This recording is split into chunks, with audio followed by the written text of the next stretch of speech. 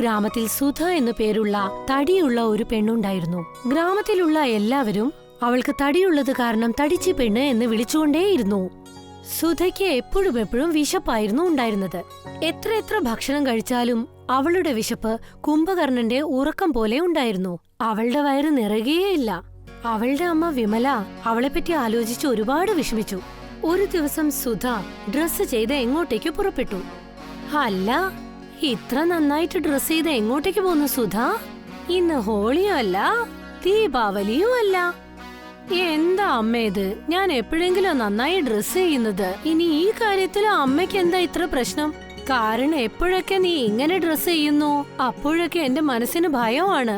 കാരണം നീ ഏത് വീട്ടിൽ പോയി അവിടുത്തെ ഭക്ഷണം മുഴുവൻ കാലിയാക്കുന്നു എന്ന് ആലോചിച്ച്. ഈ ഗ്രാമവാസികളാ എന്നെ എപ്പോഴും പരിഹസിക്കുന്നത്. ഇപ്പോ ഗ്രാമവാസികളുടെ കൂടെ ചേർന്ന അമ്മയോ എന്നെ പരിഹസിക്കുകയാണോ?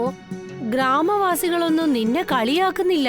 അവര് പറയുന്നത് സത്യമാണ്. നിന്നോട് എത്ര പ്രാവശ്യം പറയുന്നത് കുറച്ച് കഴിക്കെന്ന്. പക്ഷെ നീ ഈ പറയുന്നൊന്നും കേൾക്കുകയില്ല. ഇപ്പൊ നോക്ക്, എന്താ അതിന്റെ ഫലമൊന്ന്? മത്തങ്ങ പോലെ വീർത്തിരിക്കുന്നു. പക്ഷെ എന്താ അതിന് ചെയ്യാ? മത്തങ്ങയുടെ പോലെ തന്നെയല്ലേ ഉള്ളത്, അല്ലാതെ ചുണ്ടലി പോലെ മെലിഞ്ഞിട്ടൊന്നും അല്ലല്ലോ. ഇങ്ങനെ മെലിഞ്ഞിരിക്കുന്ന പെണ്ണുങ്ങളെ എനിക്ക് കാണുന്നതേ ഇഷ്ടമല്ല. ഒരേ ഒരു കാറ്റടിച്ചാ മതി, അവര് പറന്നു പോകും. എനിക്ക് നിന്നെ പോലെയുള്ള പെണ്ണുങ്ങളെ ഇഷ്ടമല്ല.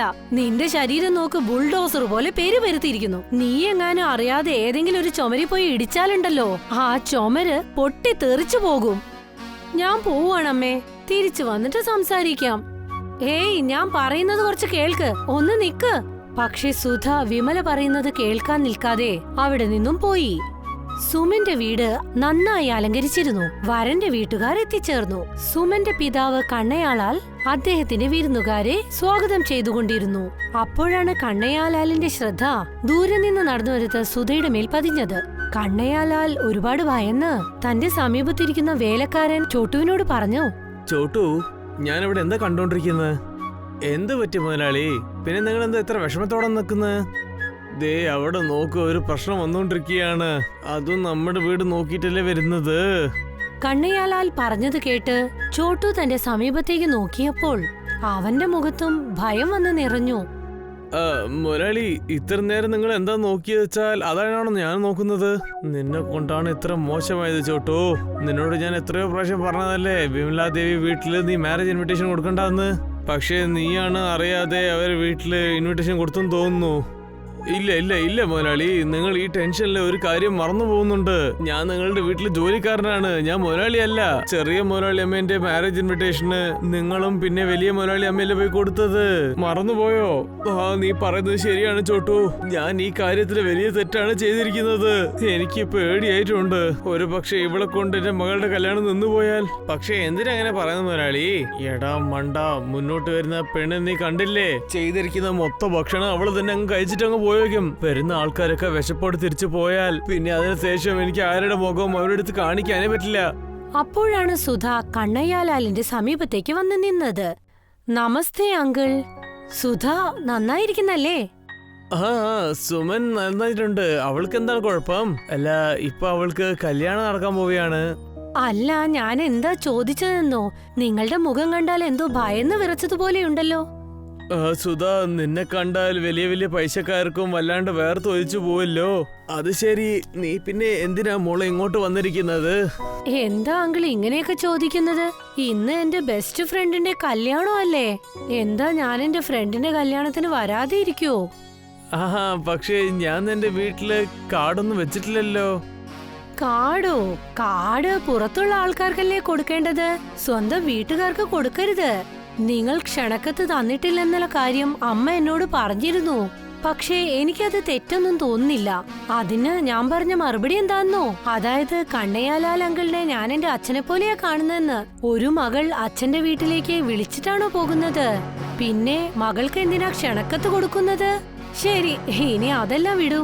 ഇപ്പോ നമ്മുടെ ഭക്ഷണമെല്ലാം എവിടെയാ കൊടുക്കുന്നത് അത് പറയൂ. കണ്ണയ്യാലാൽ വേറെ ഒരു വഴിയുമില്ലാതെ ചോട്ടുവിനെ നോക്കി എന്താ പറഞ്ഞതെന്നോ, ചോട്ടു, നീ സുധനെ കൂട്ടിക്കൊണ്ടുപോയിട്ട് നമ്മുടെ വിരുന്നുകാർക്ക് എവിടെയാ ഭക്ഷണം കൊടുക്കുന്നതെന്ന് പോയി കാണിച്ചു കൊടുക്ക്. ചോട്ടു സുധയും കൊണ്ട് പന്തിയിലേക്ക് നടന്നു. സുധ നിലത്ത് ഇരുന്നു. എന്നിട്ട് ചോട്ടുവിനെ നോക്കി എന്തു പറഞ്ഞെന്നോ, പോ, വേഗം പോയി എനിക്ക് നല്ല ചൂടുള്ള പൂരി കൊണ്ടുവാ.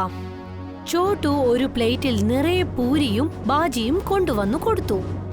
അയ്യോ, എന്താ ഇത്? പൂരി ഇത്രയേ ഉള്ളൂ? ഓ, നിങ്ങൾ എന്താ സംസാരിക്കുന്നത് സുധാ? ഇത് മൊത്തം ഒരു 3 പേര് കഴിക്കുന്ന പൂരിയാണ്. പക്ഷെ നിങ്ങൾ എന്താ വെച്ചാൽ ഇത്രയേ പൂരി ഉള്ളെന്ന് ചോദിക്കുന്നു. ചോട്ടു, നീ ഏത് 3 പേരെ പറ്റിയാ പറഞ്ഞുകൊണ്ടിരിക്കുന്നത്? അവർക്ക് വളരെ ചെറിയ വയറായിരിക്കും ഉള്ളത്, എനിക്ക് വളരെ വലിയ വയറാ ഉള്ളത്.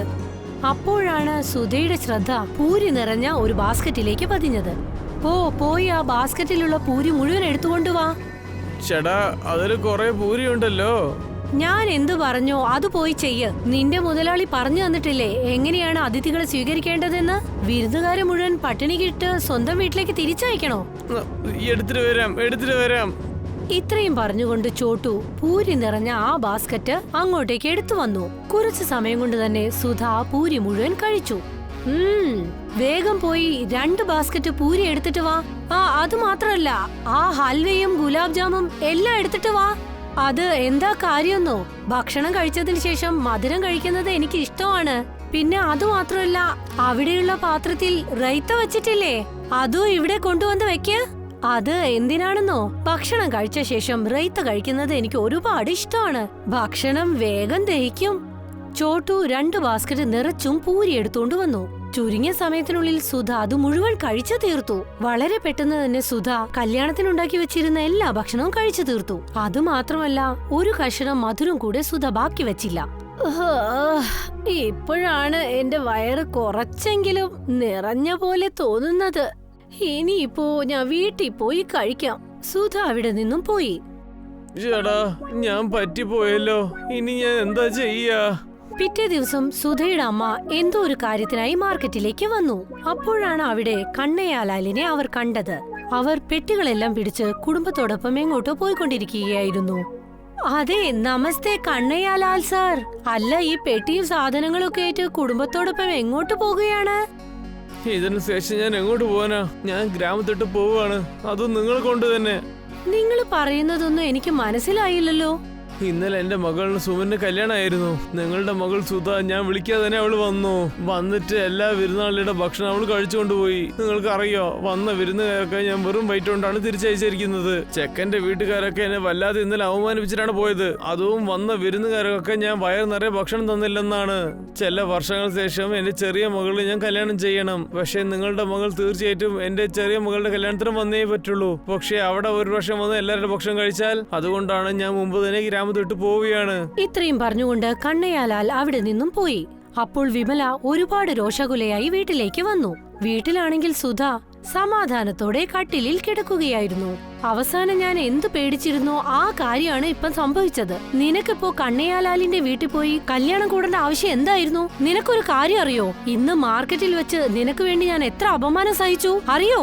പാവം ആ കണ്ണയ്യാലാൽ സർ, അവരെത്ര നല്ല മനുഷ്യനാണ്. അവര് നിന്നെ കൊണ്ട് ഈ ഗ്രാമം വിട്ടുപോയി അറിയോ? ഇപ്പൊ ഞാൻ എന്താ അമ്മേ ചെയ്യേണ്ടത്? ഗ്രാമത്തിൽ എവിടെയെങ്കിലും കല്യാണം നടന്നാ എന്റെ വിശപ്പ് ഇരട്ടിയാകും അമ്മേ. എനിക്ക് എന്നെ തന്നെ നിയന്ത്രിക്കാൻ പറ്റില്ല. ഞാൻ എന്താ ചെയ്യാ? നിന്നോട് ഞാൻ എത്ര പ്രാവശ്യം പറഞ്ഞിട്ടുണ്ട് ഭക്ഷണ കാര്യത്തിൽ നിന്ന് ശ്രദ്ധ മാറ്റാൻ. പക്ഷെ അത് ചെയ്യില്ല. എവിടെ പോയാലും ഭക്ഷണം ഭക്ഷണം എന്നുള്ള വിചാരം മാത്രമേ ഉള്ളൂ. ഞാൻ ഒന്ന് തീരുമാനിച്ചിട്ടുണ്ട്, നിന്നെ എന്തായാലും ഒരു ജോലിക്ക് വിടണം. ജോലിക്ക് വിടാൻ തീരുമാനിച്ചിട്ടുണ്ടെന്നോ? അതിന്റെ അർത്ഥം എന്താണ്? ആനക്കാരൻ ബിർജു 4 ആനകളെ വളർത്തുന്നുണ്ട്. നീ ഇന്നു മുതൽ അവിടെ പോകണം. ദിവസം മുഴുവൻ വിശ്രമമില്ലാതെ അങ്ങോട്ടും ഇങ്ങോട്ടും ഓടി നടന്നാൽ നിന്റെ ഈ വെയിറ്റ് മുഴുവൻ അവിടെ തന്നെ കുറഞ്ഞോളും. മാത്രമല്ല, ബിർജുവിനോട് ഞാൻ പറഞ്ഞോളാം, രാവിലെ മുതൽ വൈകുന്നേരം വരെ നിനക്ക് ഒരു ഭക്ഷണവും തരണ്ടാന്ന്. പിറ്റേ ദിവസം വിമല ബിർജു എന്ന ആനക്കാരന്റെ അടുത്ത് സുധയെ കൊണ്ടുപോയി വിട്ടു. ഇവിടെ നോക്കൂ സുധ, ഇത് നിന്റെ വീട്ടിൽ നിൽക്കുന്ന പോലെ ഇവിടെ സന്തോഷമായിട്ടൊന്നും നിൽക്കാൻ പറ്റില്ല. നീ കാണുന്ന ഈ ആനകളില്ലേ, ഇതിനെല്ലാത്തിനും തീറ്റ നീയാണ് കൊടുക്കേണ്ടത്. പിന്നെ ഇവിടെയുള്ള ആനകളൊക്കെ നീ കുളിപ്പിക്കണം. പിന്നെ ആന പിണ്ടിയെടുത്ത് വെക്കണം. ശ്രദ്ധയോടെ നിൽക്കണം. ഒരു പക്ഷെ നീ 1 മിനിറ്റ് ഇങ്ങനെ വെറുതെ ഇരുന്ന് ഞാൻ കണ്ടാൽ പിന്നെ നിനക്ക് ഞാൻ 100 രൂപ പോലും തരില്ല. ഇത്രയും പറഞ്ഞുകൊണ്ട് ബിർജു അവിടെ നിന്നും പോയി.